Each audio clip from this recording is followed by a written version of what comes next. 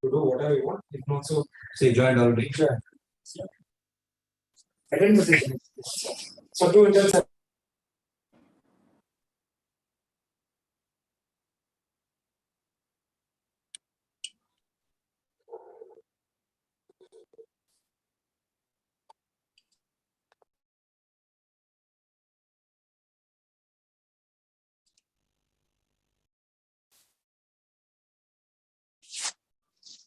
So can I start?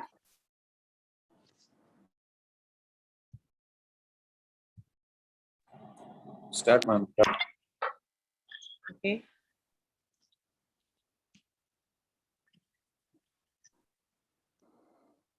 Okay, so good evening to all of you. Good evening. Good evening, ma'am. Good evening. So today my actually topic will be on cybersecurity. So let me share my screen and start with some presentation, and then I will take some cases.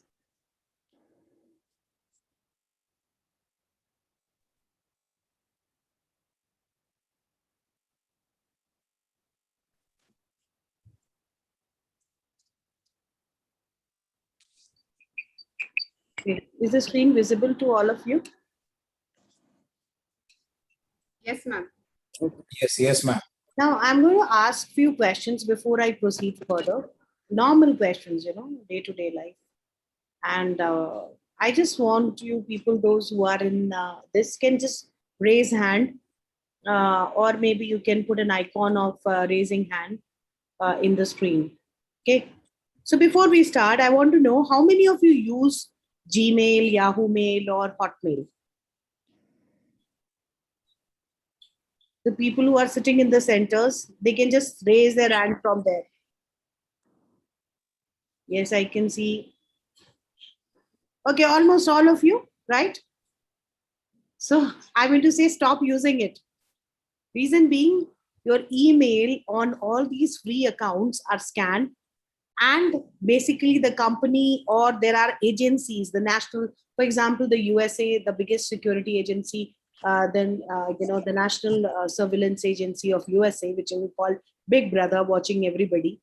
They scanned each and every Gmail, Hotmail, and Yahoo Mail, and there are software to basically identify certain keywords in the email, whether it is written in the subject or in the content or in the body. Like the keyword, for example, if you have written something like kill some president of the some universe, some country, or Obama. So what happens? They don't stop you or ban you. They get alert, and immediately they try to research and search on you, or you can say he's snooping on you, on your internet available data, like for example your social sites, all the emails and everything. So they become alert and they try to find out whether you're linked to terrorist or not. Now, how many of you use Google search engine? You might be thinking that she's gone mad, why she's asking everybody use. So we assume that everybody in this world use Google search engine who knows internet. Then again, I say stop using it, because all the searches what you do, and you think that I'm sitting in a privacy in my phone and I'm searching and I'm browsing anything which other people should not know, but Google knows about it. So sometimes there is a book actually I was reading which says Google knows more than what you know about yourself.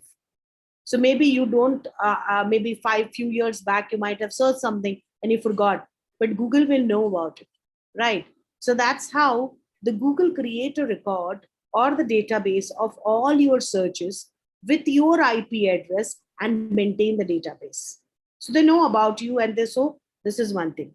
Now, how many of you use not the pirated but the genuine antivirus in your computer? Okay, almost all of you, just to stay protected from all these kinds of malicious software. So what happens is antivirus, maybe might of many of you might heard it, that this antivirus are the companies who are actually creating virus and malware and floating so that people can buy a software and tackle with those, because they know those coding. Because anyway, ultimately these malware or these any malicious software are coding only, which is developed by somebody. So you should know how to deal with that. So they say that the antivirus company, in order to increase their sale, they do this. Now, I will actually start by saying that I'll just give you one story before I go ahead.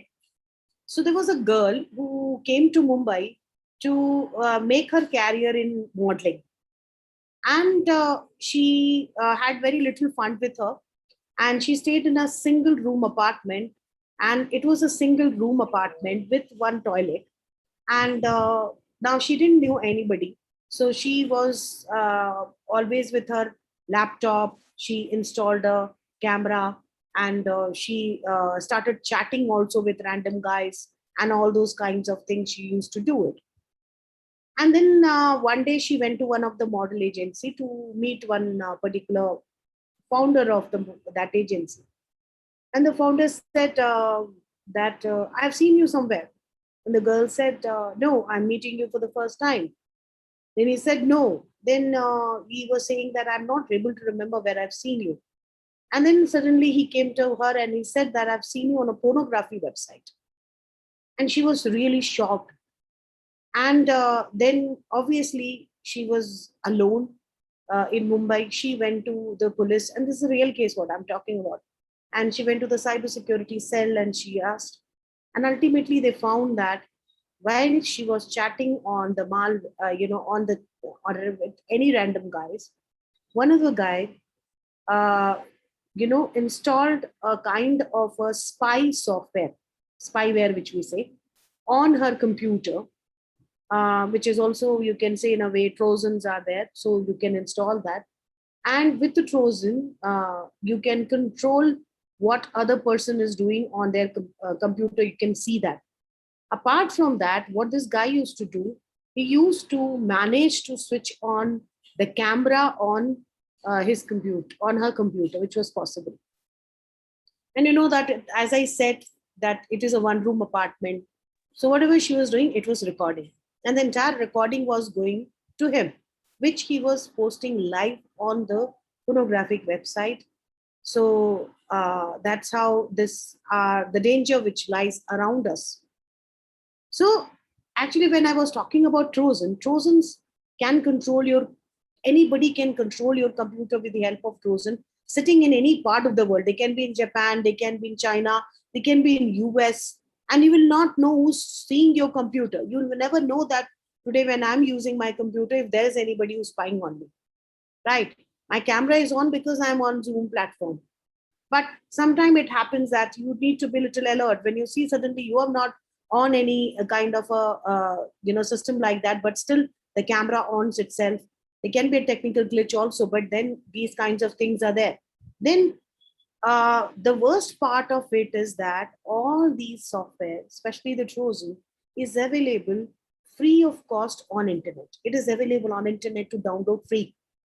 And some of the example of this Trojan, you people can try in your time. If you want, you can write down that, but I will not suggest all these things, because this is used sometime when you do a course on ethical hacking, where you learn all these kinds of things. Like, so certain kinds of Trojan which you can install free of cost, download, and free of cost. You can just do something is NetBurst, Backrofic, then Girlfriend, Win Backdoor. So I'll just show you one, not bigly because I'm using Mac. So I've installed a firewall. I can't use all these things here. So here you can see this is a NetBus. It's a Trojan. you can download this free of cost on your computer. Only the thing which you need to know about somebody whose computer you want to hack, or you want to not hack, you want to spy. So you need an IP address. And it's very easy to find IP address. So if you know the IP address, you can just put in this particular blocks thing, the IP address, and you can see what are the files he has stored, what he's doing on internet, everything you can just watch. And apart from that, you also, so using your, if you, they have your IP address, so anybody can use a Trojan software which can download free and just try to control your computer. They can do anything with your computer. There is an option in this NetBus which is called, if you see here, it is called screen dump. Okay. Anybody is asking something? It's called screen dump. So screen dump, you can, if you use the screen dump, you can see all the information, all the files, all the fully help ಮಾಡಕ್ಕೆ ರೆಡಿನೇ ಇರ್ತಾರೆ ಅಷ್ಟಿದೆ. all the websites which are available on that. Then the second one is this, if you can see it, send text.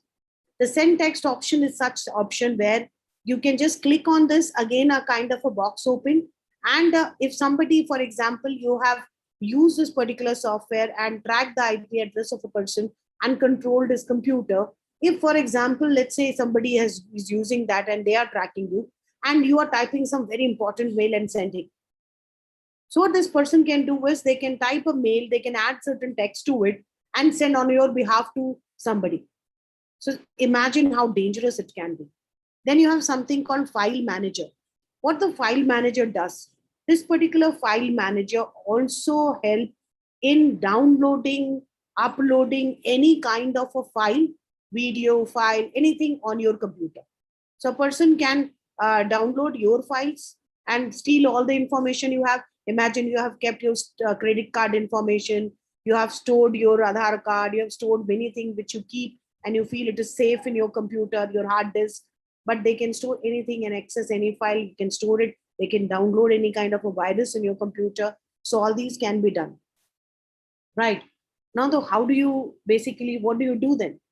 So this is where the cyber security helps you in coming up and combating these solutions, because every day, I'm not saying every month, every day, there are new kinds of malware or the malicious software which keeps on coming in the internet world. If you say, then we should stop actually using internet, because we just cry about privacy and all those issues that everybody is invading. There's no actually privacy on internet. But then we try to believe that there is a privacy, there's no security threat. You are happy that you have an antivirus installed, but then there are new kinds of threats which keeps on cropping every day. And these antivirus, what they do is they basically have the definition of all the kinds of malware which is existing, to just identify those malware and tell you and give you an alert that it is there. But apart from that, if there is a new thing which is cropped up, and those, if they don't update it, that's the reason if you have to buy a genuine antivirus, they don't keep on updating on those issues, which is not possible always. So then your system is in a compromised state. And then anybody can do anything with you.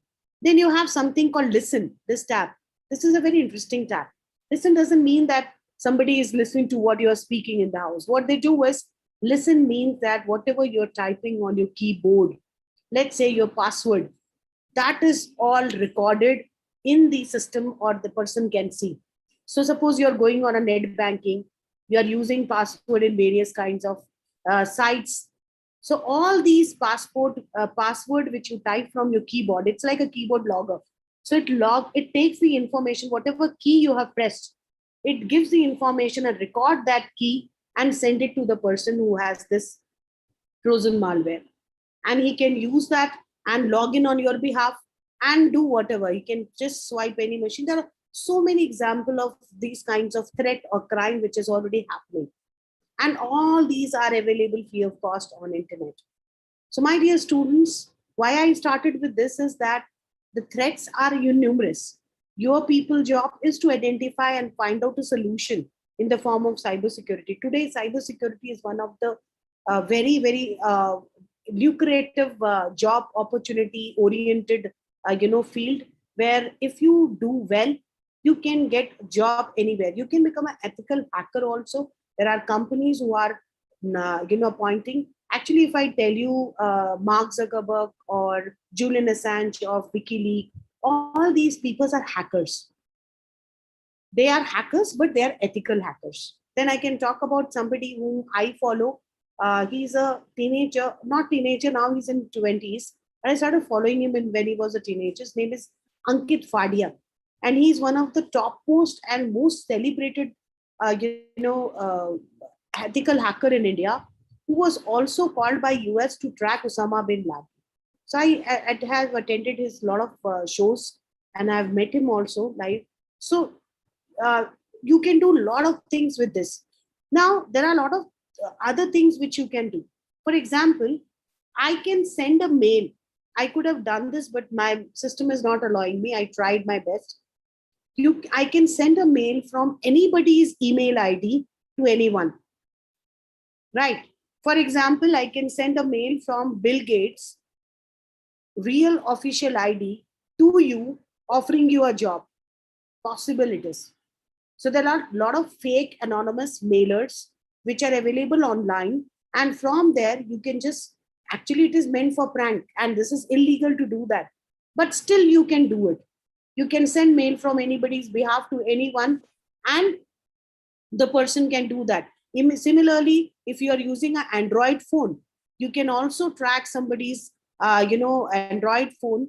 There is a kind of a malware which is called Dry Dream. I think I have this or not. Okay. This is Droid Dream. Droid Dream was now it is, when I was searching for it before you coming to class, I found that they have tried to ban this because people found out it. So if you have an Android phone, then using this particular software or an app, you can just send SMS from any number to anyone. You can send SMS from Amitabh number, if you know it, to anyone. So whatever you can do all these, normally this is basically meant for a prank, but then it became a very serious issue. Then is something other thing which is very important, very big threat. I'm talking about personal threat now. Then I'll come to threat in the workplace or for the organization, bigger one. At a personal level, micro level, what kind of threats we face. And then we come to cybersecurity in the next session, that how they deal with it and how they come up with a solution, how they find that.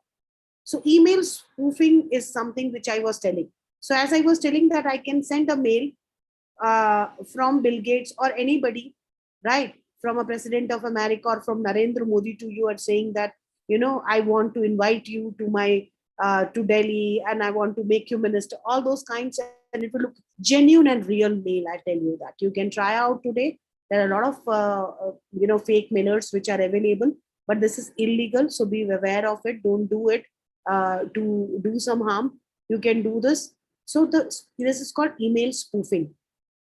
Now, what are the things which we can do? Normally, people install an antivirus and forget about anything. But what is the best solution is, apart from antivirus, you can also have firewalls. And that's where your role comes. You can develop a good firewall for everything. Firewall are basically zone alarm. And firewall, normally when it comes to firewall, people think that firewalls are only for big users, but firewall is one of the best solution for any kind of threats like that. Now, so I have given you a background that these are the individual threats which are basically happening in day-to-day world. Every day you have new thing, and it is so easy for anybody, any common person who doesn't have even knowledge, to do some harm to others. So think about those syndicates of people, which I'll talk about it, that is called dark web, how these people are operating and how they are coming up with big kind of threats to the people. So today my session is basically focusing on threat. So when you become a cybersecurity professional, it is not that you should know how to develop a technology to deal with this threat, but you should also have a update knowledge on what kind of threats are there, what kind of crime. so that, because this is again a criminal psychology also, sometimes you have to understand how they basically do, just like a police person. So cybersecurity cell basically understand and use the software to help them in understanding that who can be behind this, what kind of digital footprint a person might have left. Normally they don't do that, but this is what. So cyber security is basically a method of protecting your data from any unauthorized access. I'm not saying necessarily attack, but unauthorized access. Because sometimes it happens that your friends or is jealous of you and he want or she wants some of the your work, your thesis to, they want to steal from you. They're not criminals. But if they know certain technology which are very easily available on internet today, or they can learn that very easily on YouTube, they can easily go ahead and do that. So basically, it's a practice of safeguarding your system, your computer, or from any digital attacks, any online attack. This attack can be data breach, this can be modifying your data, this can be damage to your computer hardware or software. It can also result in a bigger time as a downtime for a server, not responding, we say denial of services like that. It can be the hacking or stealing of your confidential data or copyright issues, so many things, or exposure of your personal information in a public domain. So field of this particular cybersecurity is growing so fast that the cybersecurity deals with preventing the access of unauthorized people to these uh, personal or official data, right? So you can develop a firewall or you can develop an antivirus. Now let's look into how this has evolved. In 1970s, the cyber crime were happening, but not to an extent the way it is happening now with the sophisticated tools and all. But at that time, there was a dial-up connection. We had hardly broadband connection at that time. So these dial-up connection were targeted so that people can steal the data while it is traveling. See, the data becomes very vulnerable when when it is traveling or getting transferred from the client computer to the server. In between, we say man in middle attack, right? So MIM attack. So when you check in into hotel and you use a Wi-Fi, so I can also check in the same hotel if I'm a criminal and I know a little bit of that. And when you use a free Wi-Fi, all of us very happy when we get free Wi-Fi. Most of you are using free Wi-Fi now also. But don't do any financial transaction, because when your transaction is on the free Wi-Fi, which is very vulnerable, these kind sets of people who are on the same network which you are using, which is a free network, they can easily attack and steal your data while your data leaves your computer and it is traveling and reaching to the servers, which takes no time. But that is a time when the company can't take any information. They can protect your data in their server by having a very strong firewall. Your computer, you're protected with a virus. But what happens when you're using a free Wi-Fi? This man in middle understand this vulnerability of the data at that time, attack at that time. So that was a target at that time. The data never used to travel. That was a time when the data speed was very less. Nowadays, the data huge, threat. So this is what I have told you. These are the few threats which are there: ransomware and phishing. As I was telling you, that security, cybercrime is going to cost a world $10.5 trillion by 2025. That means that kind of stealing information, financial transaction, frauds will happen. And it's also a very big threat to companies in the world. It has become a very big problem in the mankind. Now, in August 2016, there was a lot of theft of intellectual property. A lot of companies' money were stolen from bank. A lot of data were destructed and damaged. A lot of personal identity theft happened. A lot of big companies, even companies, big company like Facebook, their database or a bank database, or maybe you can say a government site were hacked, and there were a lot of reputational harm done to this particular thing. So that's where the thing has come. So if you can see some data, I'll just go ahead and show you. I'll just talk about some of the 5 biggest cyber attack in the history. Okay. The first one is basically, just give me a few seconds. Just give me a few seconds. I'll just stop sharing this.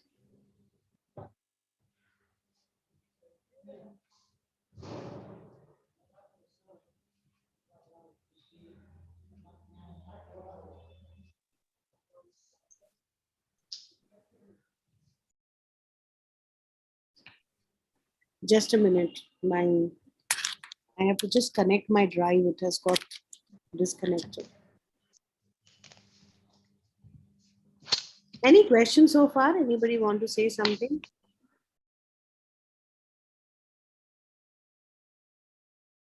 No.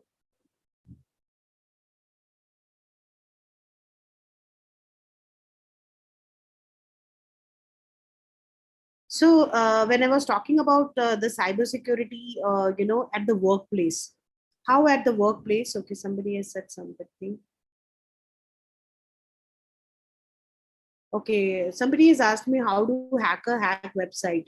So VS, whoever is VS, you can just do a course on ethical hacking and you will learn. But without doing that also, you can learn within few minutes how to hack one software. Already I told you, right? I should not have been telling you, but you can use NetBus or Trojan, any of the Trojan, malware. Download that in your computer, and you just need to know the IP address of a particular computer which you want to hack, and you can just do that. But database hacking, computer hacking on an individual base is a very easy job. But database hacking is a very tough job because the servers have very strong firewall. Okay. Let's see, just give me a few seconds.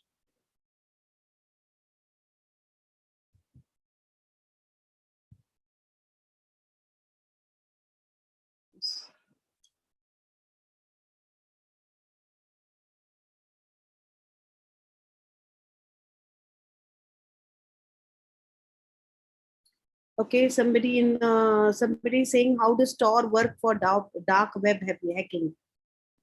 Yeah, Tor is actually banned in many country, but again the Tor is also like Trojan. That also may be used basically to do a lot of same stuff which I gave you example. Same kind of a thing it can do. Dark web also I'm going to talk about that. Let my slide open. What are the major threat to the cyber security? So major threats, I'm going to discuss that, Pooja, now. I will tell you some real example, the recent example, how big companies who have big IT infrastructure and who had everything in place still have faced all these kinds of a problem because normally these cyber criminals, they find out the loophole in your system. And then when they find out, and that's the reason why the people like you who are doing this course of cybersecurity or ethical hacking, they are hired by the company, and whenever they make a system or anything, they ask this ethical hacker to basically find out the loophole, the weakness of the system. And they say, tell them, so these ethical hacker, if they can find out and they can hack, so they tell the company that this is where this is the weak point or vulnerable point, and the company try to provide a better security on that.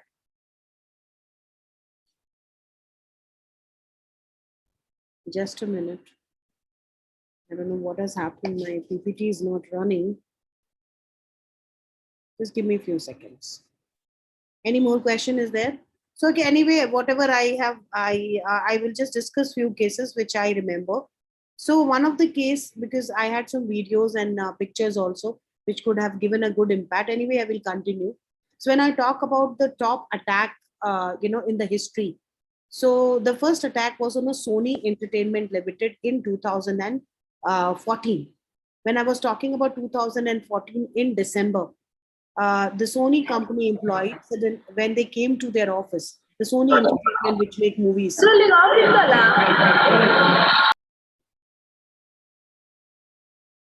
When they basically,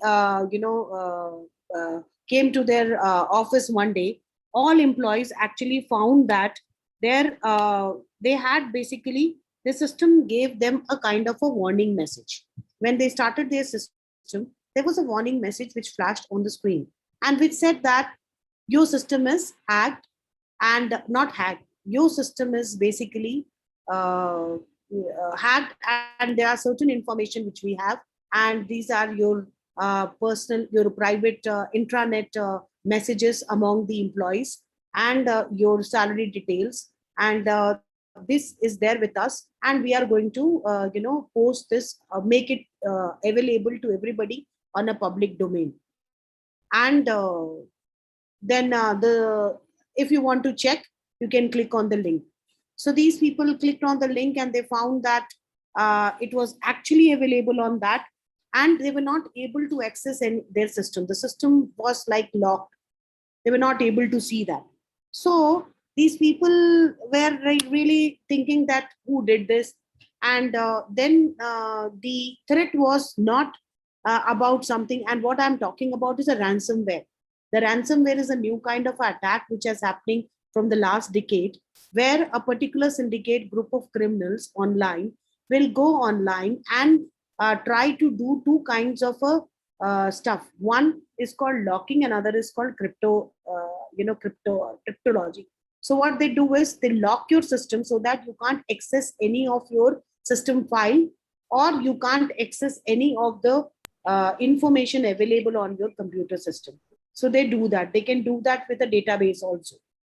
And the second system is called encryption, where you will see your file, but it is encrypted. So when you click on it, there is encryption, dots or symbols and all those things appears. So these are the two kinds of things which they do. And they ask for some ransom. Ransomware means a kind of a malicious software which try to lock or freeze your data and ask certain ransom to release it.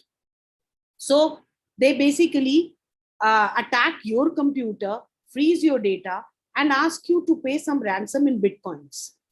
And it's very difficult for you to actually track those people who are behind this. Just give me a few seconds. I'll just show you some pictures and videos of this. Then it will be easy for you to understand.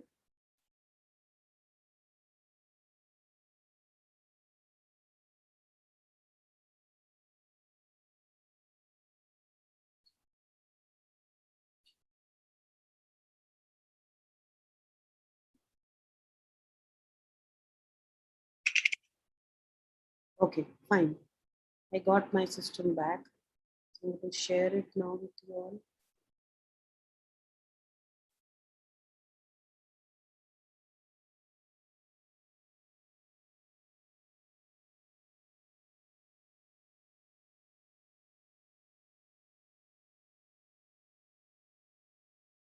Okay.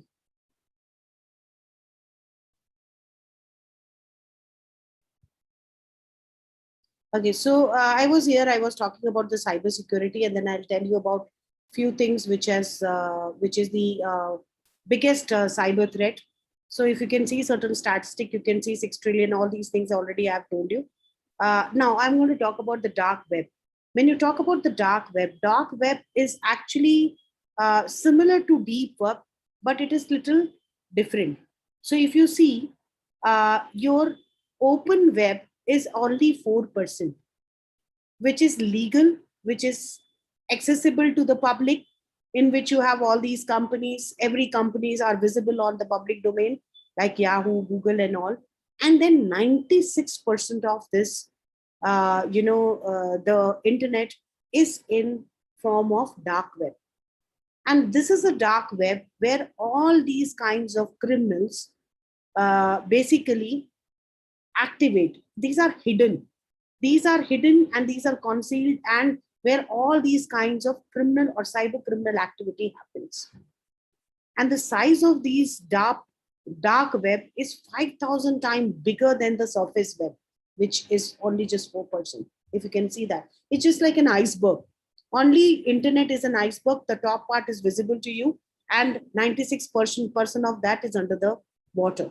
So that's the thing which is going. So dark web is where the criminals, what they do is they buy and sell the malware. Okay, they also buy malware, exploit kits, cyber attack services. So there are a lot of syndicates which are happening, cyber gangs which are happening, which are operating, very difficult to track. They are not themselves maybe attacking, but they are selling this services. So anybody who want to do this They can connect with them. You should know how to do that.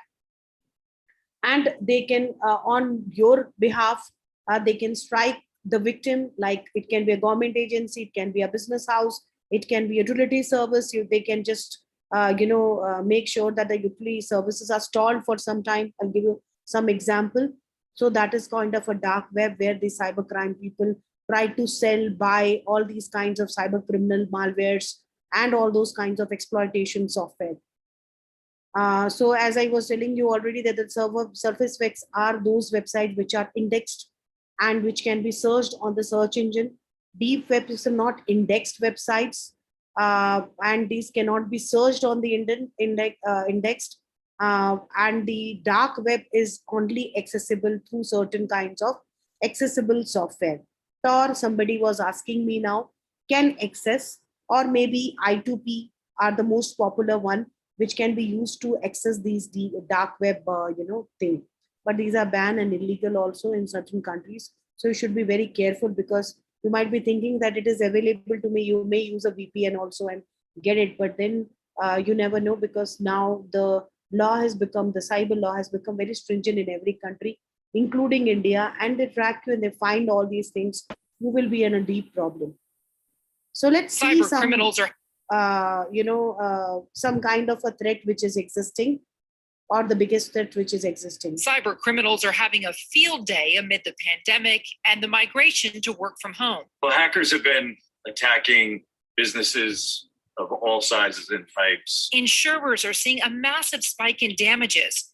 AIG says ransomware claims have grown 150% since 2018, with ransom demands sometimes growing to tens of millions of dollars, and thieves stealing proprietary information in the process. Cybersecurity Ventures predicts by 2025, cybercrime globally could amount to $10.5 trillion. The head of insurance giant Chubb says it could get worse. The next pandemic, the exposure that looks like a virus, is cyber related because it has no geographic or time bounding it.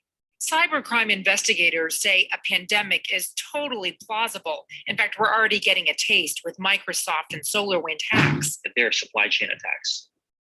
Compromising or exploiting vulnerabilities in their software enabled the adversaries, and not just one adversary, a multitude of other adversaries, access to tens of thousands of other networks, hundreds of thousands of customers. Cyber attacks have the potential to take down the power grid, take down the internet, and all the systems that rely on it. Some lawmakers are now sounding the alarm.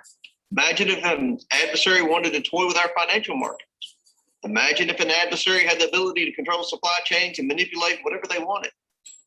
It doesn't take much to realize the horror that would ensure if an adversary were motivated to do any of these things. Experts in the field say the only way effectively to combat the threat is through a public-private partnership. The government, military, cyber experts, insurers coming together, formulating a plan to defend the system and mitigate the damage.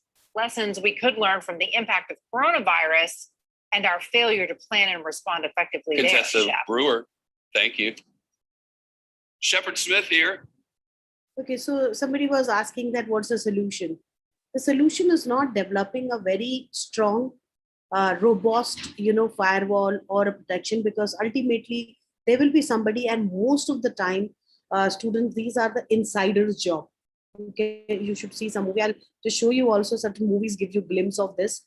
So what happens? These are the people who know the system and they know the weakness and vulnerability of the system. That's what was shown in the video.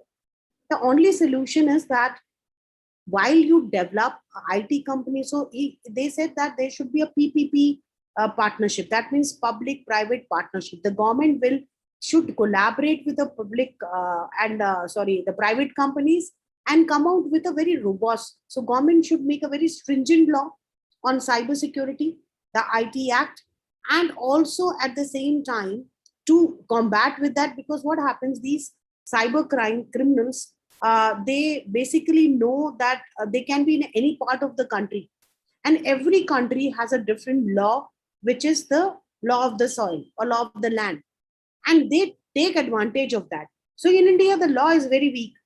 So they may, or maybe in China. So most of the attack we say that is from China or Korea.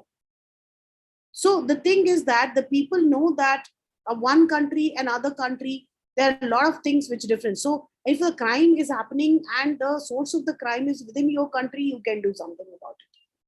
But firstly, you can't track. If you track, you will find that this particular thing has come from some other country, the attacker.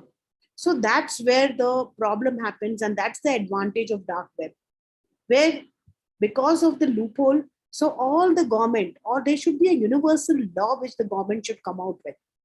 So anyway, one of the five biggest attack, the cyber attack in the history is one of the one which was on Google. You may be shocked that in the year 2012, the Google had a major security breach, and this has happened on their infrastructure from China. Actually, Google has it on its blog where they have shared all the detail. And Google investigated and they found that this particular cyber attack which was happened, which actually targeted the Google infrastructure, their servers and all those things. And the Google servers went down. You know, when you see sometimes the server down and all these, this can be a kind of a criminal activity also, the cybercrime activity also. So the downtime for the Google was actually for 2 days. Nobody was able to access email, Gmail. Nobody was able to access all kind of Google services. Even the search engine was not working in certain countries, especially in China. And this attack also, Google found that it was not only the Google which was attacked by these attackers, but there were 20 other companies also on the internet which were dealing with finance, maybe IT company, and somewhere in media, or some people were in chemical or pharmaceutical companies were also attacked. And they also find that this attack has actually started in 2009. And this particular was an operation which was called Operation Aurora in China. And there is a Beijing-based group, you know, a communist group which was called Chinese People Liberation Army, PLA. They started this, and their goal was to access Gmail account of Chinese human right activists. They didn't have a aim to harm Google. They were activists of one kind, and their aim was to get the Gmail access of all these Chinese human right activists and try to identify what they're mailing and try to spy on them. So that is the reason why these people did. Then the Chinese intelligence operative in US, they identified, they did a surveillance agency in America also, found out that China's, this particular group called Aurora hackers had gained access to the Google account. And ultimately the Google could actually recover from it. The Google had to shut down the Gmail server for some days to basically deal with this.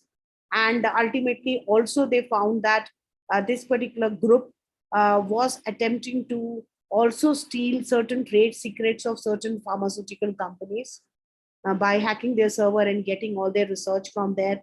Also, it included, the attack also included a company like Adobe, Juniper, and all other companies, Morgan Stanley, Yahoo. So this was actually a big attack, the one of the biggest attack on a bigger company. The second attack was on Sony, and this was on a Sony PlayStation network. So one fine day, the people who were on a PlayStation network found that this is the error which was coming out when they were trying to play certain games on a PlayStation. And it was also called PSN, the PlayStation Network outage, which was due to a kind of an attack where the hacker basically exposed or got hold of the detail of the account holders who had accounts or who are paying for the service of PlayStation on Sony, like their names, their birthdays, their email address, their password, their security questions to change the password, credit card detail from which they were paying this. So this were there. So normally, initially, the PlayStation network downtime was considered as a DOS attack, denial of service attack, which I will come to it and I will tell you what it is. And Sony thought also that somebody has done some kind of a jailbreak account, and this might have happened, and Sony didn't take it very seriously. But later on, they found that there was an external intrusion into their system who has hacked and stolen this information and also changed the code so that the server was not available. So it was not a DOS attack. And Sony has confirmed later that the PlayStation network security protocol was compromised, and the sensitive database of all the account holders from the credit code and all those were accessed, in 2017 to 2019 by some cyber criminal people. So it was one of the major data breach attack at that time. Let's talk about India. So India is also a country where there are a lot of cyber attack because the law is very weak here. So in 2018, there was a bank called Cosmos Bank in Pune. There was an attack on this bank where the hackers actually siphoned 94.42 crores from the Cosmos Cooperative Bank. And the hacker also hacked into the bank ATM servers and took the detail of all the people who were taking out the money from the ATM and cloned their Visa card and the debit card, and money was taken out from there. So this was a case which has come into the newspaper at that time. So money were withdrawn from ATM, not from the India, from different countries, because from India if they do, so there are cameras, there are a lot of things which can catch them. Anyway, these are also not working, but still they did it from the other countries like Canada, Hong Kong, and thing. And the 80 crores were withdrawn using ATMs, and the rest of this was on a net banking. They transfer the money from the server. The payment gateways like Visa and RuPay, which were operating, that system was also hacked. 14 crore, which was transferred to Hong Kong back by compromising a system which every bank in India use called SWIFT. It's the central core banking software which they use basically to which has a universal access by RBI to all the bankers. So that particular system was, and it is basically SWIFT is used for transfer of money. So, and whenever there is a transfer of money happening, so obviously there is some kind of a record which is created, which tells that so there are a lot of ledger which get created that money is transferred in what time and to what account and all. But they hacked in such a way that they could not find that in which account the money has gone. But the system, if I tell you the solution of this, the blockchain is a solution. So those who are aiming to become cybersecurity can also, if you're looking into the financial sector, you can do also a course on blockchain, because that's going to become very big opportunity and big IT, saver, especially for these kinds of frauds. So Maharashtra Cyber Cell, they thought that people are attacking the bank not from India. They are linked to North Korea. Actually, North Korea and China is the place from where mostly these people, they do this crime. So the next biggest one in India was the Aadhaar card. I think most of you might have heard about this. So the Aadhaar card is one of the world's largest database. And that was also hacked by unknown cyber criminal. And this has actually billions of information about all the Indian citizens, their personal information, their address, and everything is there. And it's a kind of identity proof now in India. But the cyber criminal, what they did was they disabled the security feature of the software patch in Aadhaar enrollment software. So when you are enrolling into the software, they basically could get access to that source code, and they created a kind of a software patch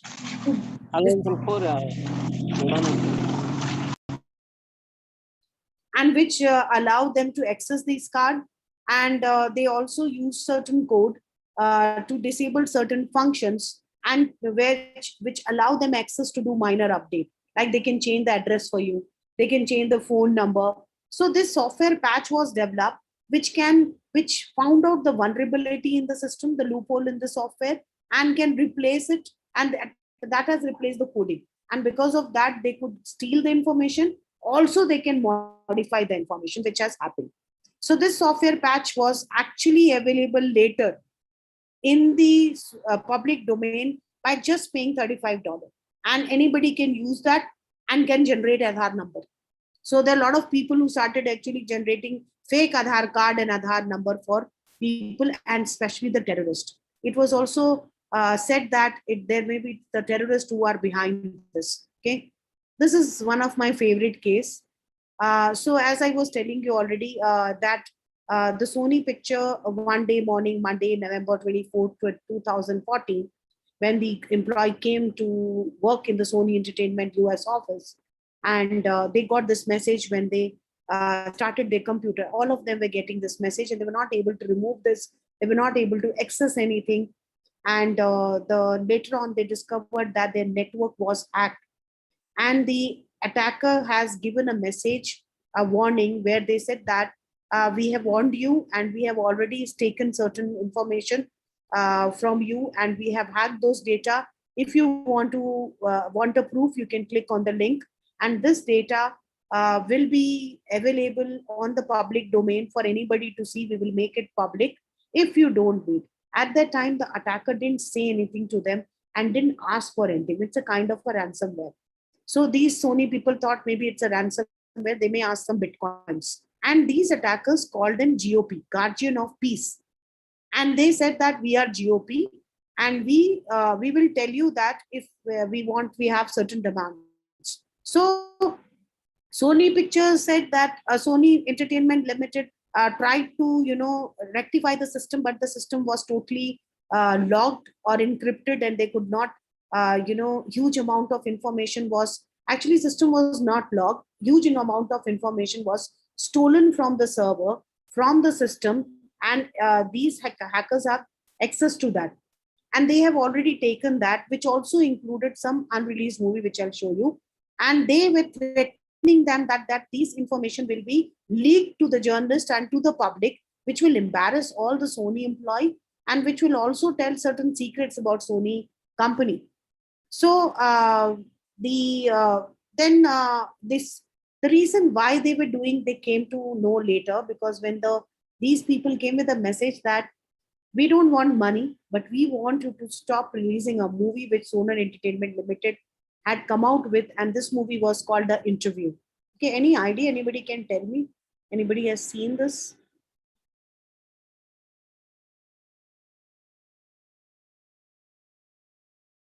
So this is a very funny movie. Actually, if you see this movie, it is available in Netflix. This movie was where the two journalists went to North Korea, and they were involved in planning to assassinate Jim Con. You know, the Jim Con is Kim Jong-un. Kim Jong-un is a president of North Korea. And you know the relation between US and North Korea is very strained. And Kim Jong-un, these Sony Entertainment Limited and the government also got involved. Obama was a president at that time in the US. They thought that this is the North Korea who's doing this. So Obama, one of the press conference, said that we will not bend down in front of these criminals. If we do that, then we show that the US is very weak and they cannot deal with any problem like that. Though we have all the major IT companies in our country. So what happened? Initially, the Sony said, okay, fine.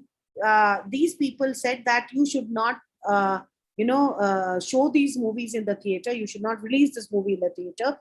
And Sony didn't react to this. Sony said, okay, fine, we will. And then President Obama also told them that don't bend down to this kinds of threat. And the movie was released in certain theaters. And nothing happened because of a lot of security which was provided to the people who went to the theater to watch this movie in 2015. And then suddenly they found that on the public domain, a lot of emails of the employees were released. And it was released also on WikiLeaks. So this is the person about whom the movie was, Kim Jong-un. And because of that, they thought, and the North Korea also reacted in a paper, and they gave a statement that we are not behind this particular attack, but we are happy that this has happened. So it was North Korea also didn't do this. So what has happened? These were certain kinds, in the WikiLeaks, they also released certain kind of emails which were available. They posted that. Then some unreleased movie like Fury and some other movies were also there. I don't remember the name. Those movies were released. These are unreleased movies which were actually Sony has lost a lot of revenue. Then Sony thought that, and they told them they have access to other movies also, which is unreleased, and they will release that on internet. So what Sony thought that let them not suffer more loss, and so what they did is they withdrawn the movie from the theaters, and that's how these people also done. So it's a kind of a ransomware, but the person is not asked for any money. So what is ransomware? Ransomware is a kind of a malware which uses a kind, you can say it's a crypto viral software, which basically try to threaten to publish a victim's personal data or block access to his personal data or certain kinds of infrastructure, IT infrastructure, if the ransom is not paid. And they lock your system, they damage your file, they try to extort some money in the form of bitcoins. Let me tell you, in 2021, the ransomware has actually attacked more than 20 billion companies and small to bigger companies, including India. And it is growing every time. So, I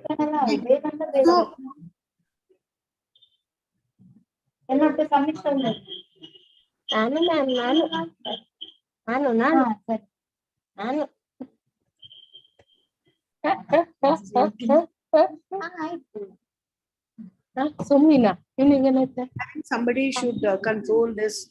If somebody is talking to themselves, they're not interested, let them not come to right, disturbing others.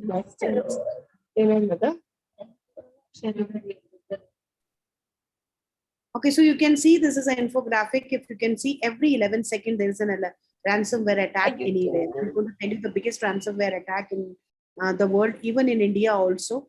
So around in 2017, $5 billion worth Bitcoin was actually given in ransom. 2018, it has increased to 8 billion, and 2019, 11.5. And by 2021, it has reached to 20 billion. So 20 billion Bitcoins worth, was given in ransom by companies, by individuals in any countries. So this is how the ransomware is going, and a big threat now. As I was telling you, that there are two kinds of ransomware. One is called lockers, which will lock your system and give you this kind of a warning where it says, it shows a lock, it gives you a disclaimer and saying that you can't access. So you can't open a file, you can't do anything. You can't do anything like Sony, what happened. And then there is something called encryptology or virology, where all your files are encrypted. You can see your file, you can see your database, but you can't. Even in the companies also, all the database is encrypted. You can't decrypt those, or all the system is locked. So these are the two kinds of attack which happen in ransomware. The biggest ransomware attack is called WannaCry. WannaCry is an example of crypto ransomware, where a malicious software has actually threatened the entire world, especially the UK and US hospitals were crippled because of this.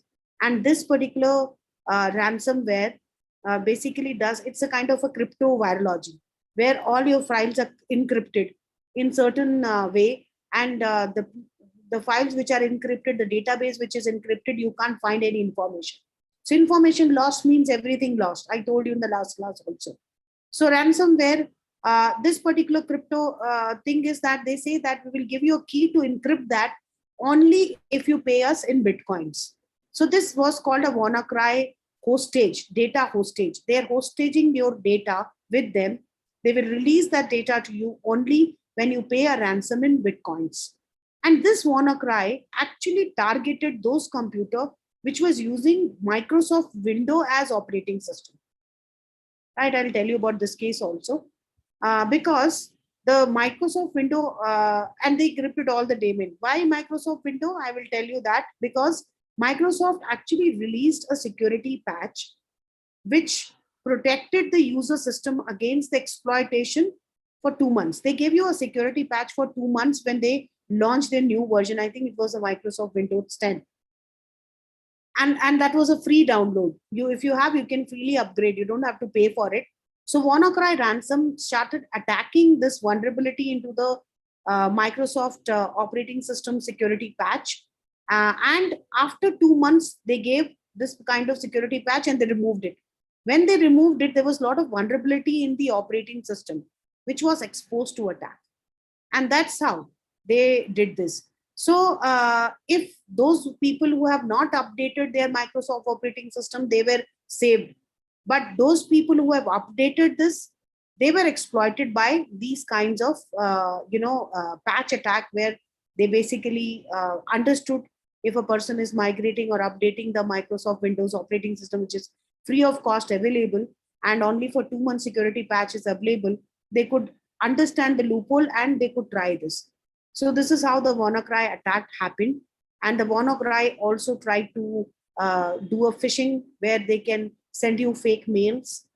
They can attach a link, and through this link, when you download or you open the mail, the malware will be downloaded. It will damage your files, and it will do a lot of things with like that. So there was actually one of the major, they found that this WannaCry was actually done by a group of teenagers. And they actually revealed themselves. And they said that this is what we have done. And they were all, they also did a WannaCry ransom, this attack on the NSA, thing which was on AT&T servers.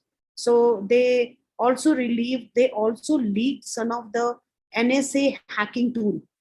The National Security Agency or Surveillance Agency of the US, which is very, very big agencies. After the Twin Tower attack, that agency became so strong that they started spying on everybody. And they started spying. They didn't even leave a school going kids. So what the US went to an extent that they started putting bugs in your electronics, and the people in the US citizen in their own home was spied. There were a lot of cameras with the facial recognition software installed, which can understand that what you're thinking. So there's a movie also based on this, which has shown that if you want to draw something, or if you're writing something which is related to certain security issue and they have a doubt on you, they immediately catch you and they put you behind bars without telling you torture like anything, inhuman torture. Then the Obama came and he created, because after 9/11 attack, if you see, there's no other attack in the US because they made so strong. So this National Security Surveillance Agency has started spying on everybody. Now, there was a person called Edward Snowden.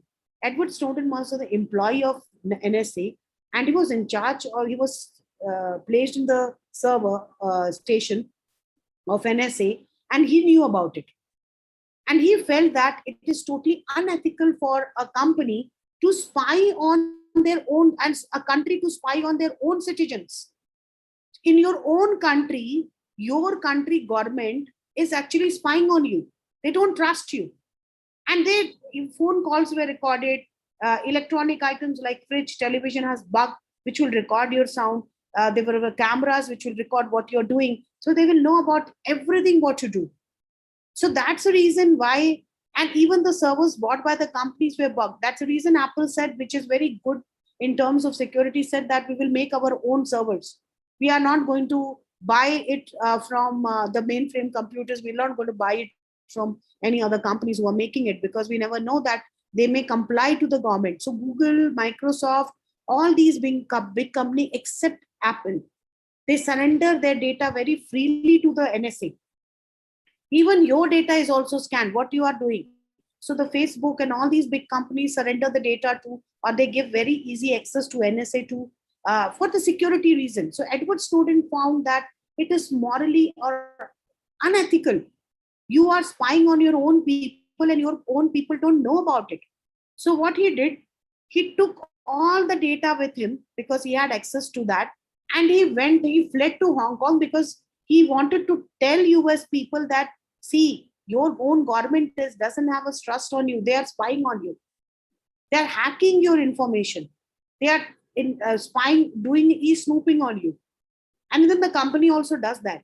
So that's where the Edward Snowden, now he is fleeing, he's in the asylum in various countries because he is revealed. You can see movies on Edward Snowden. He talked about NSA. So these people, when Edward Snowden spoke and told the entire world what unethical practice NSA is doing, so everybody started. So there was a group of teenagers who came forward who were very good in hacking, and they came out and they said that we are going to reveal all the hacking tool of NSA, what they are using basically to hack all the servers or all the kind of companies' database. And they revealed that. So that was not, there was no bad intention in that. They wanted to do something good for society, but it was, the approach was wrong. So this was actually happened, this happened in 2017. So it started where they developed, as I told you, this WannaCry attack, which was a major attack. All the hospitals, big organizations, they were crippled because their database was totally encrypted and locked by ransomware called WannaCry. And this is because the Microsoft came up with this new upgradation in 2017, and the exploit Eternal Blue happened, where this group of teenagers bought that, and they revealed the hacking tool of NSA. Several organizations also offered certain kinds of ransomware, strategy how to deal with that, but still people can't find out that how do you deal with this. So many infections, so many countries, so many companies were infected. All these red ones are companies. So this is what has happened. Files were encrypted, database. So there's a backdoor entry into your database, which is intrusion, external intrusion, and try to encrypt your data or lock your data so that you can't access it. Some ransomware attack in India, a lot, but I'll take a few cases. So this is an attack on Telangana and Andhra Pradesh recently. And this was basically in 2021, where a malicious software actually attacked the power utility system of Telangana and Andhra Pradesh last year. And all the server went down. They didn't understand why this particular problem was happening. It didn't, this malicious software didn't allow the people to access the, internet services. They denied them the access on the internet. The password was coming wrong. They were not able to access it. And these all the computer system of Telangana and Andhra Pradesh power utility was interlinked. So the virus spread very easily, right? And the systems were down. Then the Telangana government, actually, the service was interrupted. They could not answer it. They thought there is some problem, but then they found that it is the ransomware attack. And the ransomware also demanded the ransom in Bitcoin.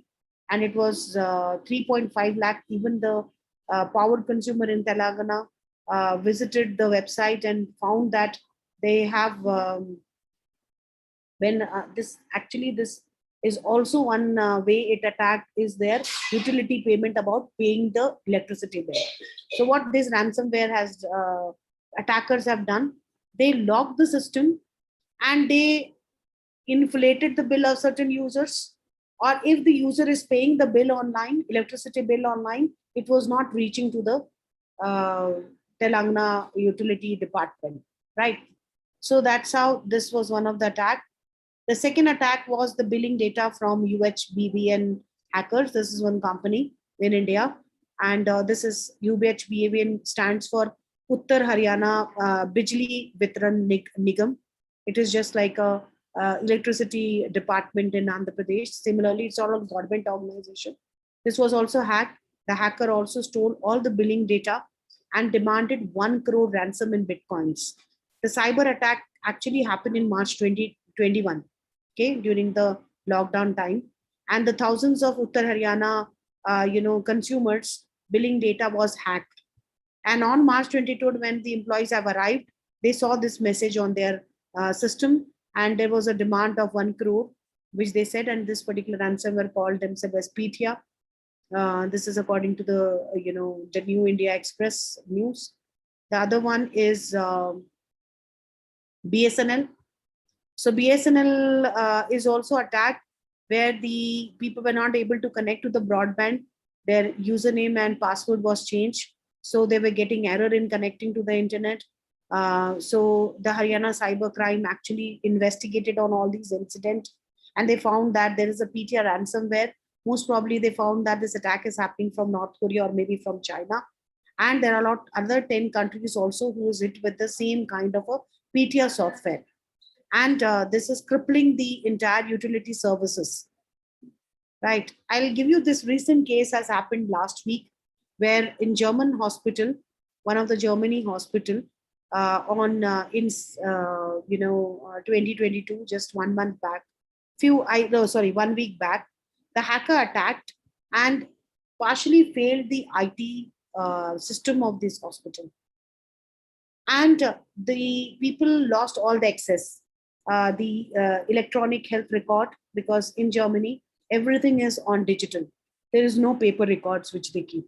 So the doctor doesn't write anything on the paper, unlike in India. So everything was on record and everything was hacked and access was locked. So they were not able to access anything. And because of that, one woman who was in emergency, the doctor could not find out her test results, reports, nothing was able to find, and she died. And this was an indirect death because of this illegal cyber crime. And this is one case which has come. Now let's talk about other kinds of a common cybercrime attack in the world. One of the various cybercrime attack is called DDoS, distributed denial of services. Now what happens is there are this particular services does where it attacks a particular server by sending thousands of requests. Like for example, I'll give you an example. Let's say your results of 12th class has come, or you're writing a competition and your competition result has come. So what's the first thing you will do? All of you will try to log in onto the website and you want to check your result because everybody is in a hurry. So after some time, some of you will get access, the speed will slow down, and some of you will say that it will come to you as a message that server down. It's not a server down. It is the server capacity to handle so many people. So this is a genuine case because a server has a capacity to handle requests, to download certain kinds of information to your system. And if suppose, for example, a particular server can handle 1,000 requests at a time, and if it is 1,050, so what happens after 1,050? It will stop. It will deny the service, and it will show you a message that error in the server or server down, like this. That's called denial of service attack. Denial of service, not attack. But distributed denial of service attack is a criminal activity which take care of this particular situation, and they identify that how much a particular company's server can handle, how many requests it can handle. So if it can handle, if they identify that a particular server can handle only 1,000 requests, they start using proxy servers and start sending several thousand requests from these, proxy server then to these, some computer. I mean, maybe you also, through you, the request will go. You will never know. And the server will go down because it will not be able to handle. And there'll be denial of services. So Gmail is attacked because of that many times, where you were not able to access the Gmail. There's no problem from Google side, but because of this distributed denial of service attack, which has happened. So basically flooding the site with a heavy traffic or heavy number of this. Now what they normally do, they use botnets nowadays. It's not somebody sending and sending requests, not like that. They use botnets, and these botnets are the large network of compromised device. For example, your device doesn't have a very good security system built like firewall or antivirus. Then they install a malware and they use your PC and send the traffic or request to these servers from your. So they basically handle your thing. So there's one case which is called Mafia Boy. Very popular case where a 15-year-old boy who named himself as a mafia boy, he brought down several world largest servers down. There was a denial of service on these, which include Amazon. Can you imagine Amazon, one of the biggest IT company, which AWS, all things, when AWS was down. CNN, Dell, eBay, E-Trade, Yahoo. He did this DDoS attack. This DDoS attack by this mafia boy has not only led to customer not able to access these sites, but also had a very negative impact on the stock market. Obviously, everything is linked, right? So the mafia by DDoS attack actually cost $1.2 billion damage to these companies. So you can, understand this. So according to one of the magazine, they said that Mafia Boy implement this DDoS attack by compromising various university servers, which was very vulnerable, doesn't have a very strong security system. And he gained control using the botnet and flooded those websites with overwhelming or huge traffic, the request. And he was found, his name was called Michael Glitch. Now he is caught. He's a white hat hacker actually. He learned ethical hacking, but he just did this for fun. He wanted to tell the entire system, just like Facebook Mark Zuckerberg. When he was studying in Harvard University, he once hacked the university system and he got all the information of the girls and shared it with boys in the university. And when the university people found that he's behind that, he was called, and the university, you can see the movie called Social or Network, where he was asked that, why did you do this? Tell me one reason. The dean said, not to throw you out of this university. He said that, I give you only one reason. And the reason is that I told you should be thankful to me that a student like me can hack your database and can steal your data. Then there are many people who are better than me can do whatnot. That's how he said, you should be thankful to tell that I found a weakness. And from that time, the ethical hacking line came. The white hat hackers. There's a black hat hackers who are criminals. There are white hat. So this boy also said, I have done this to show my talent to the world, to show that I can downtown, I can, pull down the server of big company like Amazon. So I'm so talented. So he did just for fun, not didn't have any criminal. So you can understand a 15-year-old boy who has learned by hacking or ethical hacking can do this. So anybody can do. The next very, big kind of a cyber crime on the in the workplace is phishing. A lot of banks basically warn you from time to time that be aware of phishing. We're not responsible if you get. What is phishing? Phishing is a kind of a cyber crime which basically target you by mails. They send, or maybe a telephone. There is a series in Netflix called Zamtara, I think it's on Amazon, which is on this phishing calls, which they make a call from a call center. It will look that it is coming from a call center. They sound like that and they take your credit card information, take the money from it. So what happens in the emails, they will send you an email like this is a mail from Citibank. It will exactly look like a Citibank mail. You can't find out anything. And they say that there is a security alert and we need to do a security, we have blocked your account. We want, in order to activate your account, please click on this and provide your information. So you really feel this is from bank logo is there, digital signature is there, everything, it looks very authenticated. You click on that, you will reach to a Citibank account, which is a cloned site. It looks exactly like a Citibank account and you will not have no doubt on it. And you just go there and you provide all the information having trust.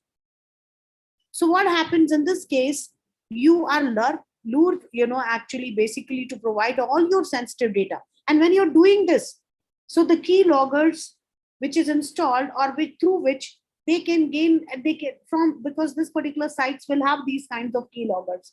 Like I told you about the Trojan, the listen. So they will listen to your keyboard logging. And through keyboard, what password you're typing, everything they will know. The bank give you two-factor authentication where you have to give the OTP and all those kinds of things are there. But that also the people can find out. There are a lot of ways to do that.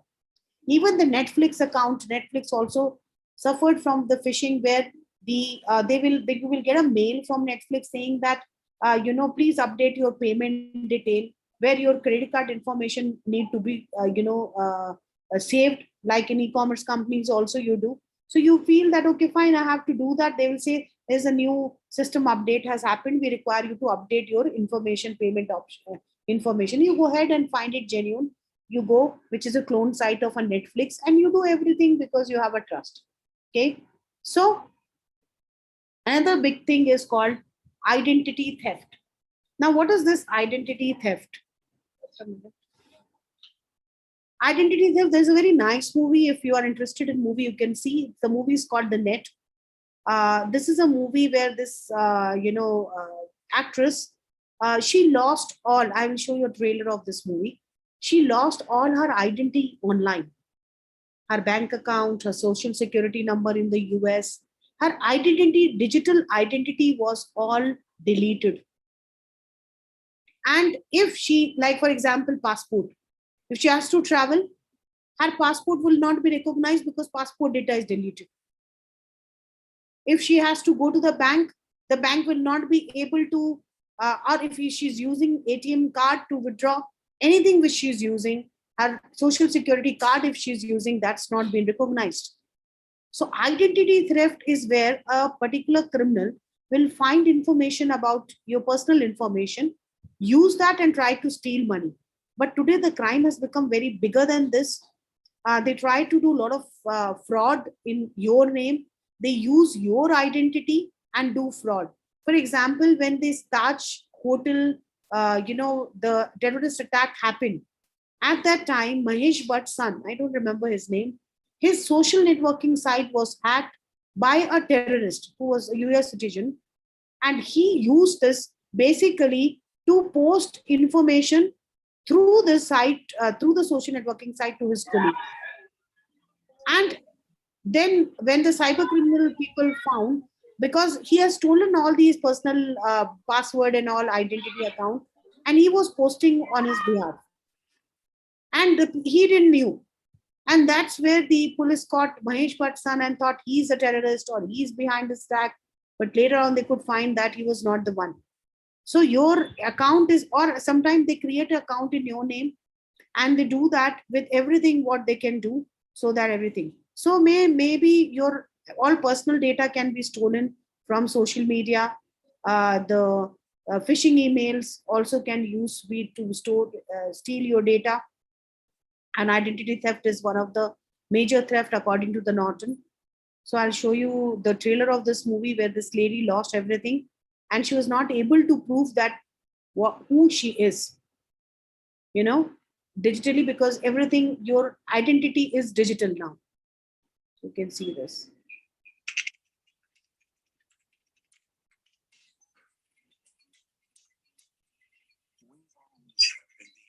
Information.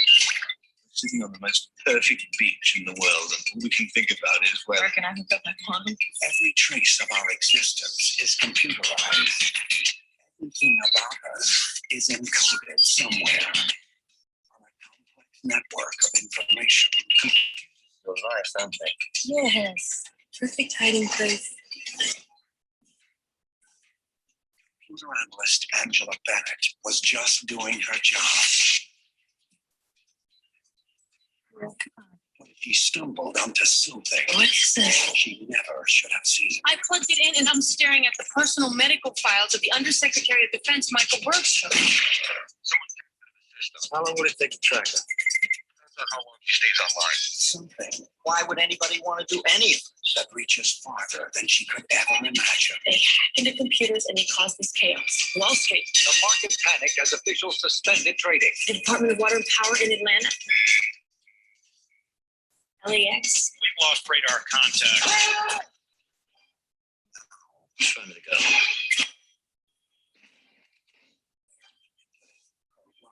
You can make it reality. Won't you choose? According to the Department of Motor Vehicles, you're Marks. They've recruited my information and my fingerprints. I don't understand. Why me? Infiltrating her life. Find whoever she's been speaking to. No, he was not a diabetic. Where? And erasing her identity. We've got an outstanding warrant for Ruth Marks on federal charges. I am Angela Bennett. Just give us the disc and we'll give you your life back. She has the evidence. She's copied the disc. Clever girl. But they have the power.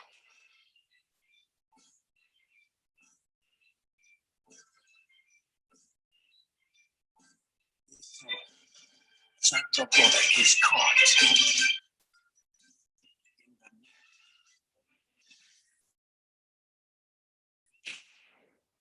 A film by Irwin Winkler. So the other kind of a very, biggest kind of a threat which we face personally is the cyber stalking. Cyber stalking is a kind of a online harassment in which a person will bombard you with messages, email, and he will try to, threaten you or blackmail you because he may have access to your email, or social media or website. And through online, this person is not physically known to you, but these cyber stalkers basically target and make you feel threatened and worried about your safety because they keep on tracking you online. And they tell you that they track you what sites you're browsing, they know about your browsing history, they know about everything. So in recently in Hyderabad, one lady was actually harassed online by a cybercrime. And even I was telling you, not to forget about this lady, the president of India, the Bengali president, I don't remember his name. What was his name? He died because of coronavirus. His daughter also, her social sites was hacked. The identity was hacked, and somebody took the photos which where she has put a privacy setting from the social site and get access to it, and they use that photographs and they morph that photograph and threatening her, blackmailing her online, saying that, see, I have these photos. She has posted some other photo which was only available to her friend, but because this person has stalked her and accessed her site by accessing her password, could get that photo, morphed it using some software, and made a nude photo and said that it is going to be available on social networking site. And being a vice president daughter, she came out on the press. She was very brave, and she said that I'm not embarrassed because I didn't do anything wrong, but I'm getting this kinds of a threatening. Somebody is doing stalking me online and telling me that this is what it is, and is asking me for a big amount of money to be paid. And if I'm not paying, and there are certain photos he has sent to me and said that these are the photos which will be released on public domain, and what kind of name you will draw to your father who's the president of India. Then she said that being a daughter of president of India, if I am not safe online, then how safe you are. You can see that video is available on YouTube. So students, till here I will stop here, and I want you people to share some of your thoughts and talk about something which you want to talk. And if I have, yes, Pranav Mukherjee. So what are the different types of identity theft? She has asked. What is her name? Vaishali Computing. So when you're talking about, basically the kind of identity theft, it can be like stealing your passwords and using it as their own.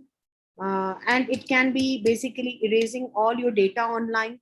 Okay, that can be also a kind of a identity theft, because in progressive countries like, for example, in US and all, you have everything, your identity is digital, unlike in India where you have different kinds. So you can also have a financial identity theft where fraudster can use your credit card information to buy things, right?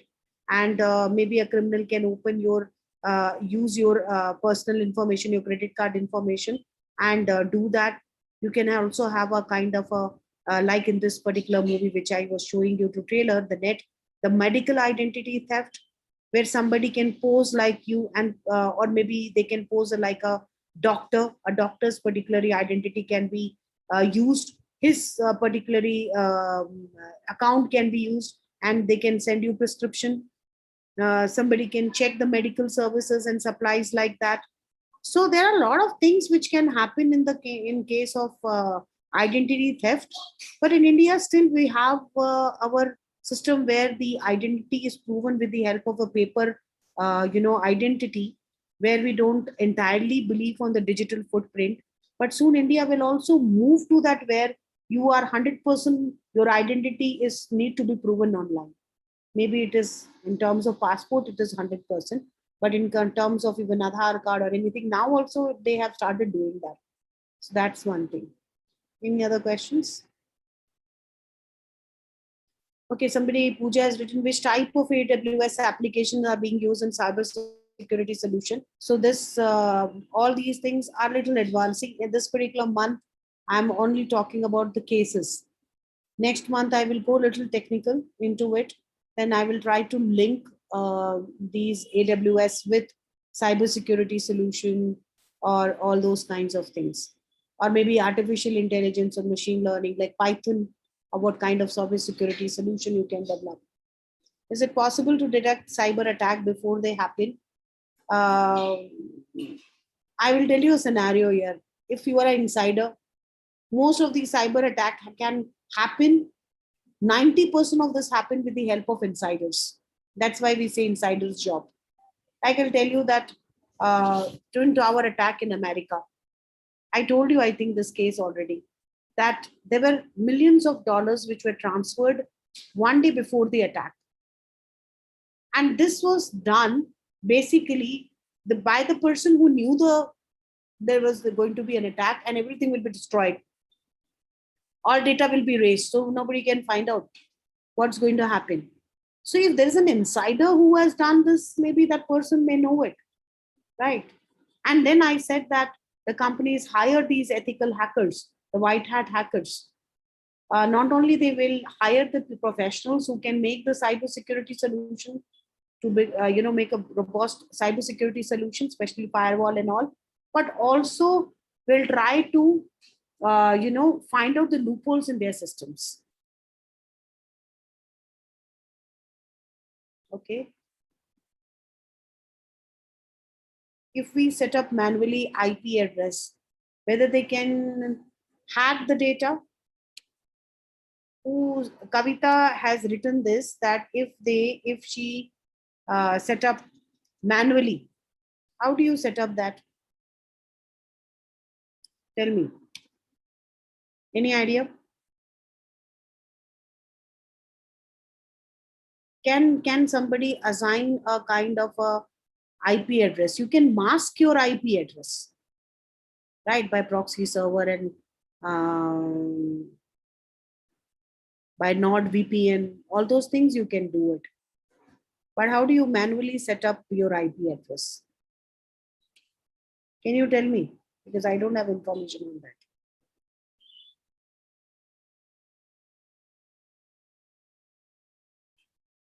You're saying that you are temporarily trying to change your IP address.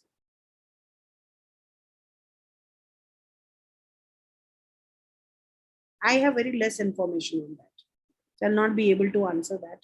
Yeah, static IP and dynamic IP, I know. Little bit about that, not much. That there is a static IP address which can avoid, the conflict. You can use that. But IP address setting up manually, how it is possible, that I don't know.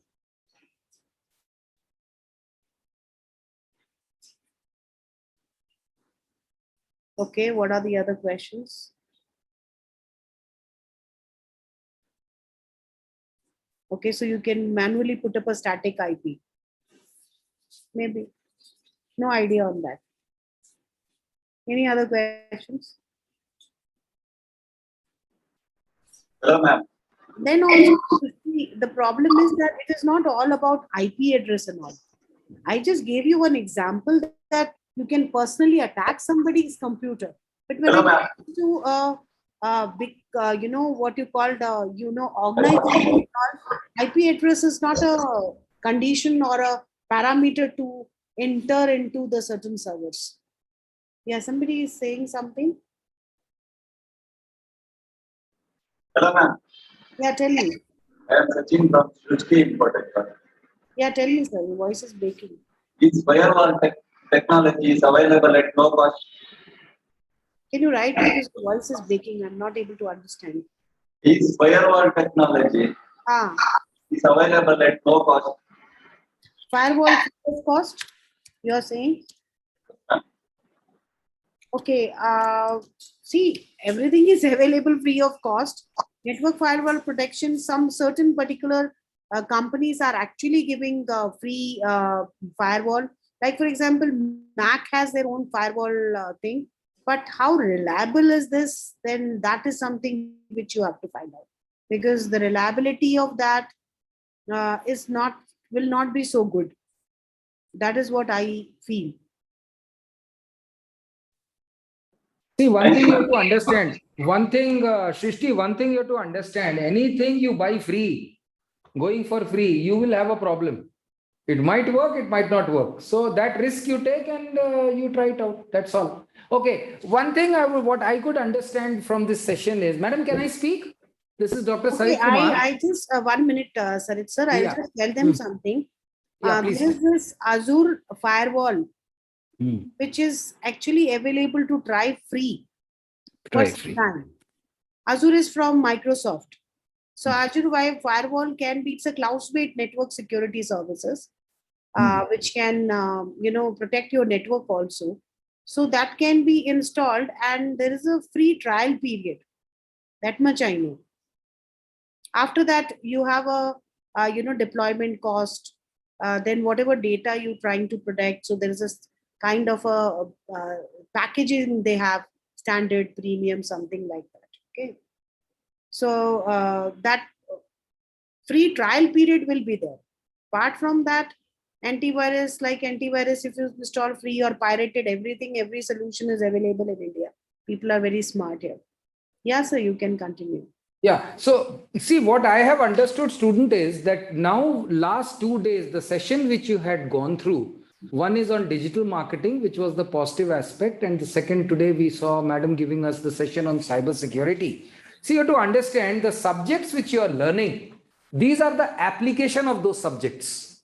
Like, for example, you are learning AI with Python, you are learning IoT, you are learning all these subjects. Now, digital marketing and cyber security, all these subjects are in the practical use when you are going through this. These are the applications. So when I said that you are basically learning theory, practical, and application, you have learned application in the form of digital marketing and today cyber security. So this is how your brain should work. Whenever you are studying, correct me, ma'am, if I'm right or wrong.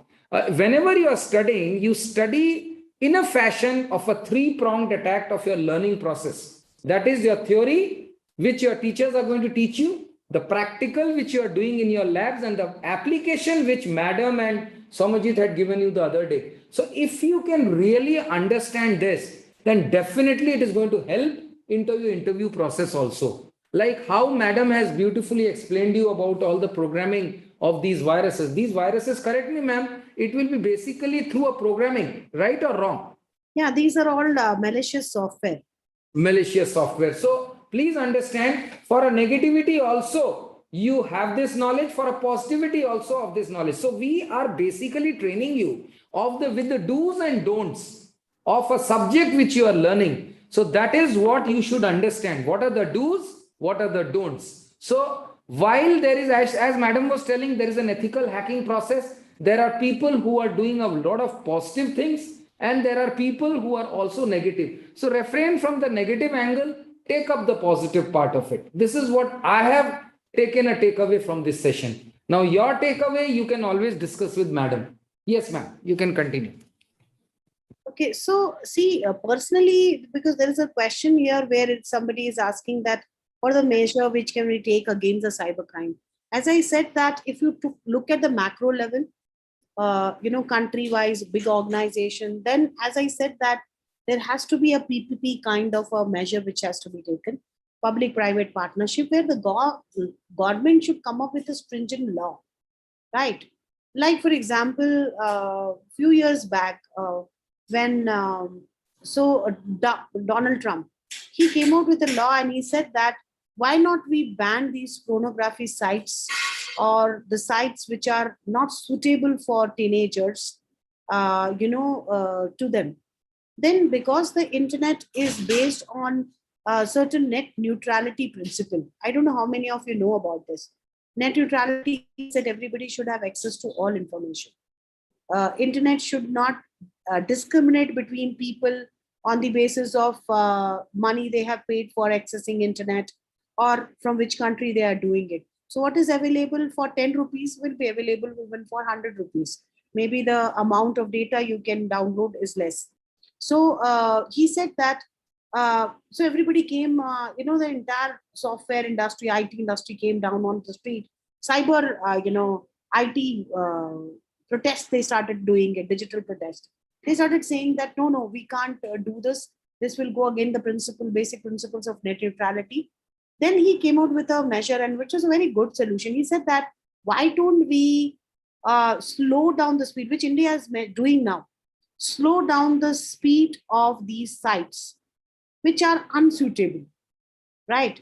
Because what happens when you have these pornography sites, the crime also increase because you want this, you want to see this, right? For example, one of the example I'll give you, which is a little bit off the topic, where once Google, it was founded by Larry Page and Sergey Brin, their offices in California, they have an open office approach where they have a very big office complex. So Larry Page used to travel into his office, and there was a lift. He has to go to the 20th floor. His office was there. And every time when he was traveling in the lift, there was a lift man who was very cheerful, and he was laughing, guiding, cheerfully greeting everybody, was singing song and all. And Larry Page was also thinking that, this guy is a very happy-go-lucky guy, kind of guy. Then after a few days, he found that this person is not coming. And then he started coming. And when he started coming, this person was very quiet now. He was no longer singing song. He was no longer doing anything.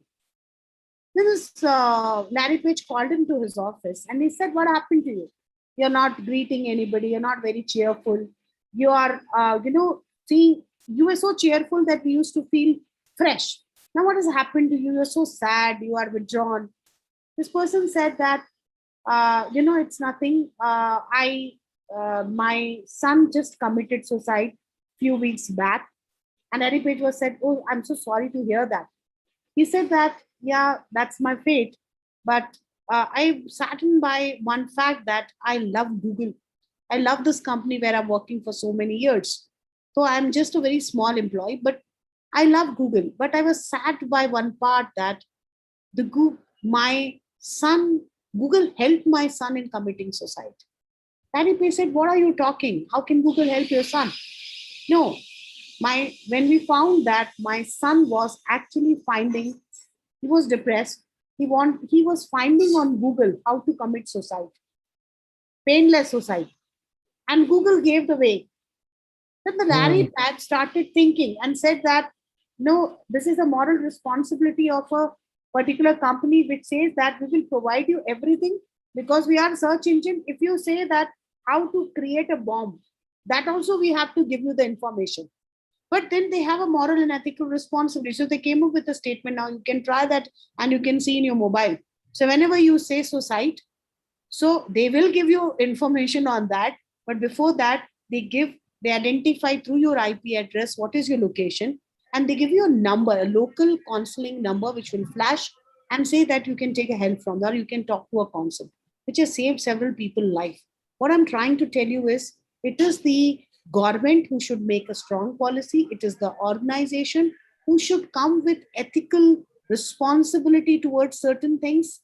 And also the people, there should be the company who should come out with a good security measures against these kinds of things and try to update the system on that. When a particular syndicate group, and I told you the 15-year-old guy just wanted to prove to the world that he can hack and he can cripple the big companies' system and pull them down, the server down, then anybody can do it. So why not this particular IT companies come out with robust, and you are the people who are going to create the security system. And then there is a law, because these cybercrime criminals, they take advantage of the law, which is different in different country. So that's why the cybercrime doesn't happen from your country. The origin will be from some other country. So you can't go to that country and bring, because the law is different over there. So the government should come together, make a universal law, which is very strict. And the second thing is identifying the company should basically try to, who have major good expertise, try to build a strong, robust system so that nobody can, and also make this robust system available. And even these systems which are available on internet, like Trojan or botnets, these kinds of systems should be banned. not only by the country, but also by the internet, the syndicates. So this can, internet is a free service. Yes, anybody want to say something? If there are no questions, I would request, Madam, we are not able to understand what exactly is the assignment we should give on this to the student. Can you throw some light? Any assignment would you like to say?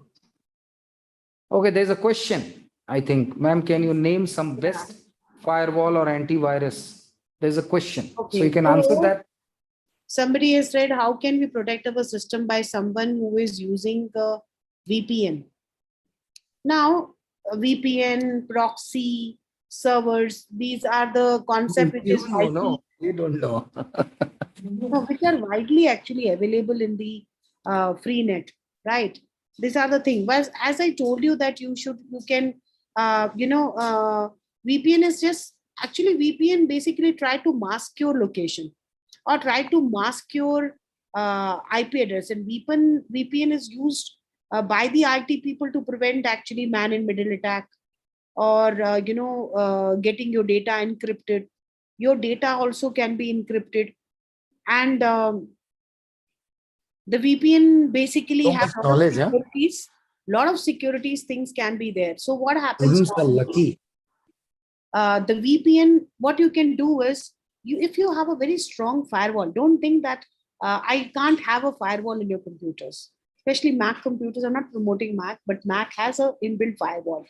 So if there is a suspicious intrusion to your system through VPN or servers through VPN, then that can be easily identified and stopped over there. So you can use a firewall which can basically give an alert, because if the IP address is masked and if location is not able to be identified, then, but VPN actually not, people don't use, the cyber crime people, they don't use VPN and all. They use much sophisticated tools than this. Any more questions? Ma'am, any assignment would you like to give? I have not actually thought of any assignment on this, because maybe when we go a little further advanced, at that time we can think of some assignment. Okay. Okay. Any questions before Madam can wind up? Okay, somebody has asked on the phone also. On the phone also, what you can do is you can install an antivirus. From McAfee, you can do this. All these big company, Norton, McAfee, then Indigo. There are a lot of things. It depends, but Norton and McAfee, is the McAfee is the best one. You can just go and find out for your own phone what can be the best antivirus solution which can do. Kaspersky is also a good one, so you can try that also. So those are the known stuff which are there. Plus, you can go to the App Store or the Google Play Store, and you can find a better security system. And normally what happens in iPhones and all, you have a good security, because what happens, they encrypt your data and save your data in encryption form. Even in WhatsApp also, you will see end-to-end encryption. But encryption is not 100% security. That encryption helps in certain way, but you can't say that I have encrypted my data, so my data is fully secure. Any other question? Okay, Shrishti is saying that what guaranteed that costly software provide 100% security? No software will provide. Just now I said that antivirus company have to do their business. If they provide you 100% security, how are they do the business? Right. Okay, anybody want to ask, or should we wind up this session? I think we can wind up. Yeah, somebody is talking. Sorry, this is Altaf again. Yeah. Instructor. Yes, madam. If you permit, I can talk for 2 minutes, madam. Please, sir. Yes, thank you. So regarding to the VPN, when you are telling it, I would like to add a few more points. Yeah. So it's a kind of like basic understanding how VPN is a kind of tunneling from one network to another network. For example, now from work from home happened or from all this COVID, before that there was no much work from home happening. Now, once the work from home happened, every software company was concerned about the data lying in the server, because you never know how many, which people or which employee is really working, or or that laptop is being accessed by someone else also. So what happened is, like, they gave a VPN security to every employee to log into particular applications and service. Then the VPN took a big boom at the time of this COVID era. So that is how the VPN comes. The reason why the software companies adapted this VPN technology is, as you rightly said, no middleman intervention or middleman can, bypass the network. When I'm sitting in my home, I'm having an ACT internet connection, and my office is having a Tata lease line connection. So these both internet connections will have a secure tunnel. So whatever I'm browsing from my laptop, it goes via that particular ACT line, and it goes into that particular server only. In between, my internet connection does not travel to multiple routers, and and the packet gets distributed. So that is the reason we have this is called as always VPN has a terminology called as VPN tunnel. The tunnel, one end will be in my home, the other end will be the office server. So the data goes in that tunnel only. In between, my packets will not be get diversified or will not be, keep somewhere in different routers and then travel while hopping the data packet. So this is one insight I want to tell to this. So that means what happens is the VPN technology is so secured, like whatever you type the application and send to the server, it will go directly from your laptop to the server only. It will not be get placed on any of the other locations. This is what it is. Yes. And, yeah, I would like to add to this. The VPN also, the client connects your server, as sir was saying, that it create a private, secure, channel of transfer of data between the client or maybe the employee and the company server. Yes. But they also use encrypted connection. Yes. Right. So all these encrypted connection is that the VPN, basically the server will be able to decrypt those data.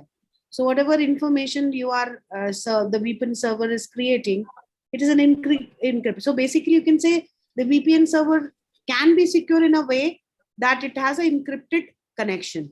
So even if it is a man-in-middle attack, the encrypted software, they need to decrypt this data using the same. So what sir said is correct. The VPN tunnel basically create a encrypted connection between a client and the company server. And coming to this antivirus part, every antivirus, whatever the costliest antivirus we have, even then we can't term that as the best or the secured antivirus. At one way or the other, that particular antivirus will become upset, or somewhere there's a hole where the attackers or the phishing might happen. That is the reason in the corporate we buy the antivirus or the firewall, and every now and then these companies, for example, Sophos or Kaspersky or anybody, they will give a new releases. Whatever the new attacks come, they will analyze in their lab, and they will upgrade their software, and they will release the patches. For example, if you buy the phone, and every 2 months or 3 months, they will be releasing the version update. So it is nothing but the firewall update what they're giving on the antivirus part. So it is not that once you procure an antivirus and that is the safe and secured for ever. No, it is not like that. So it happens, every now and then, every software company or every antivirus companies update their software and gives. So there is no software we can term this is the best software and nobody can hack it. Yes, any software could be, or any antivirus could be hacked at one point of time. So that is the reason the corporates, the companies comes with an upgraded version or the new releases. I hope that's the The company also basically use various kinds of other things also, like for example, they also use DNS filtering, domain name system filtering, which basically try to block these malicious websites, or they try to filter out certain inappropriate content. which is so they have a kind of a access control to which site they are doing it, which IP address is connecting to them. So all those kinds of system also they use. They may also use a kind of a very secure web gateway, so many things are there which companies are using. So we just actually touched upon few very basic kind of a cyber security threat at workplace or at individual level. Maybe in the next class, I may also research more on various kinds of security solutions which are available, and what kind of system can be developed to give you not I my personal thinking is we can't have the 100% security, otherwise why will we have the job of these people, this the security or cyber security professionals. So this is one aspect of that. And this question might seem silly, somebody has written, but is it better to use keypad mobile instead of smartphone for data privacy? Okay, for to answer this, there was a famous case of BlackBerry. So BlackBerry used this keyboard, which was very famous, foldable and all those kinds. So actually speaking, if you say this, nothing is safe, right? If you say that I will use touchscreen, or like in the case of net banking, they say don't use your keyboard. Instead, use virtual keyboard, where you'll be using a pointer, the mouse pointer, and a virtual keyboard appears. They provide a security in that way. But because the keyboard loggers, what the companies have, which will listen to your keyboard, what you're pressing, and will record that, and will know your password and all. Those are the ways which they can do it. But smartphone, if you're saying touch screen and all, so your digital footprint on touch screen also can be recorded. So there can be a software, because ultimately whatever new device or new technology comes, it may have certain kinds of weakness or vulnerability, which can be studied by the cyber criminal, and they find out this. When big companies are hacked, then any technology which is new, but the solution can be, I don't know, Altaf sir, if you can say that, how do you think this blockchain is going to solve certain frauds, especially on the financial front? What is your view on this? Blockchain. I think is no longer. Over. Okay, fine. Then maybe the next class. Next class, I'll not talk about cyber security, because these classes, maybe one more concept is left. So I will touch upon the application part of that, and then the next month we will go little technically oriented sessions on each technology, whatever knowledge I have. Or if you suggest me that this can be the next session, maybe I can prepare myself on that and I'll come prepared to you. Okay. Thank you very much, ma'am. Thank you very much for your time. Thank you. Thank you, ma'am. Thank you. Thank you. Bye to all of you. Bye. Thank you. No, Altaf is there. Yeah, I'm leaving, sir. I'm leaving this meeting. Thank you. Oh, great. Thank you.